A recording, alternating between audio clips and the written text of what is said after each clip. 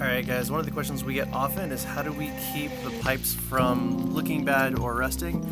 As you can see, this one's got water spots all over it. It rained, dogs got in the garage, shot all over the thing.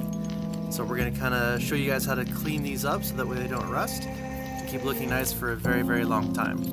Really what you need to take care of these things is some sort of microfiber cloth and a detail spray of some sort. You want to go ahead, spray the detail spray on the cloth, and then what I'll usually like to do is I'll kind of rub it in there so that way it's nice and saturated, and then just gently wipe down the pipe.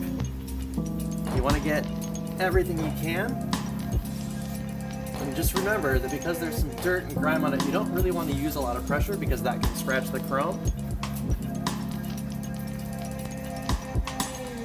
And then once that is wiped down, with the wet side, I'll flip it over and use the dry side to kind of buff that back out. And again, no pressure here, just nice movements, kind of quick. We're going to buff this polish out.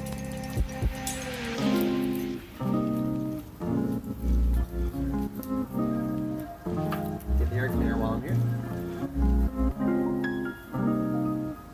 There you have it, nice clean set of Vance Hines exhaust pipes. So we've got the air cleaner, you can see the difference, as well as these big radius 2 and 2s, nice and shiny. You can see my reflection, high, no more spots anywhere. That'll keep these protected for a long time. Now it's really important to keep these things clean in coastal environments here like California, Florida, anywhere there's a lot of salt water, or if there's salt on the roads after a winter. That'll go ahead and keep this looking nice for many, many years. Thanks guys.